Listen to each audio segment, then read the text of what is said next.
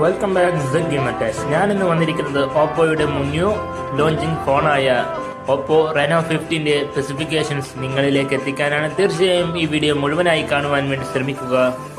ആദ്യം തന്നെ ഇതിന്റെ ഡിസ്പ്ലേയിൽ നിന്ന് തുടങ്ങുകയാണെങ്കിൽ 6.32 ഇഞ്ചിന്റെ AMOLED ഡിസ്പ്ലേ ആണ് വരുന്നത്. 1800 നിറ്റ്സിന്റെ പീക്ക് ബ്രൈറ്റ്നസ് ആണ് ഇതിൽ വന്നിരിക്കുന്നത്. 120 ഹെർട്സിന്റെ റീഫ്രഷ് റേറ്റും ഈ ഫോണിൽ വരുന്നുണ്ട്. ബെസൽലെസ് പഞ്ച് ഹോൾ ഡിസ്പ്ലേ മോഡലാണ് ഈ ഫോണിൽ വരുന്നത്. 151.21 mm ഹൈറ്റ് ആണ് വരുന്നത്. 7.99 mm തിക്നെസ്സും ഈ ഫോണിൽ വരുന്നുണ്ട്. 187 ഗ്രാമിന്റെ വെയിറ്റ് ആണ് ഈ ഫോണിൽ വരുന്നത്. ബിൽഡ് മെറ്റൽ നോക്കുകയാണെങ്കിൽ ബാക്ക് സൈഡിൽ വരുന്നത് മെറ്റൽ ബിൽഡാണ് വരുന്നത്. ഡസ്റ്റ് പ്രൂഫ് ആണ് ഈ ഫോൺ.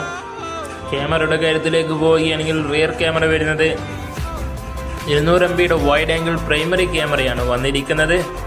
കൂടെ 120x ഡിജിറ്റൽ സൂമും ഒപ്പം 3.5x ഒപ്റ്റിക്കൽ സൂമും സപ്പോർട്ട് ചെയ്യുന്നുണ്ട് പ്രൈമറി ക്യാമറയിൽ. ഇനി സെക്കൻഡറി ആയി 50 MB Periscope ultra wide angle lens ആണ് വന്നിരിക്കുന്നത്.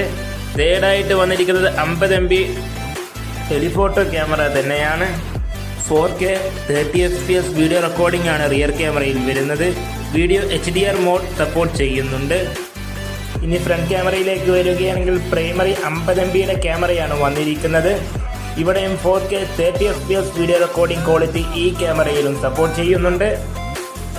ബാറ്ററി കപ്പാസിറ്റി വരുന്നത് 6200 mAh ബാറ്ററി കപ്പാസിറ്റിയാണ് വരുന്നത്.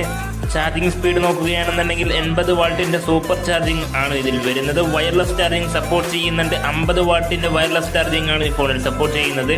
ഇന്റർണൽ സ്റ്റോറേജ് വരുന്നത് 256 GB വരെയാണ്. സ്റ്റോറേജ് ടൈപ്പ് നോക്കുകയാണെങ്കിൽ UFS 3.1 സ്റ്റോറേജ് വേരിയന്റ് ആണ് വരുന്നത്. ഈ ഫോണിൽ കണക്ടിവിറ്റിയിലേക്ക് പോവുകയാണെങ്കിൽ ഡുവൽ സിം സപ്പോർട്ടാണ് വരുന്നത്. 5G and 4G ആണ് സപ്പോർട്ട് ചെയ്യുന്നത്. ബ്ലൂടൂത്ത് വരുന്നത് 5.4 സപ്പോർട്ടാണ് വരുന്നത്. NFC IR ബ്ലാസ്റ്റർ എന്നിവ ഈ ഫോണിന്റെ മറ്റു പ്രത്യേകതകളാണ്. USB Type-C സപ്പോർട്ടാണ് ഇതിൽ വരുന്നത്. On screen optical screen finger print sensor ആണ് ഈ ഫോണിൽ വരുന്നത്. ഓപ്പറേറ്റിംഗ് സിസ്റ്റം വരുന്നത് Android 16 ബേസ്ഡ് ആയിട്ടാണ്. കസ്റ്റം UI വരുന്നത് കളർ OS ആണ്. ഇനി നമുക്ക് ഇതിന്റെ പെർഫോമൻസിലേക്ക് പോവുകയാണെങ്കിൽ ചിപ്സെറ്റ് വരുന്നത് MediaTek Dimensity 8450 ചിപ്സെറ്റ് ആണ് വരുന്നത്.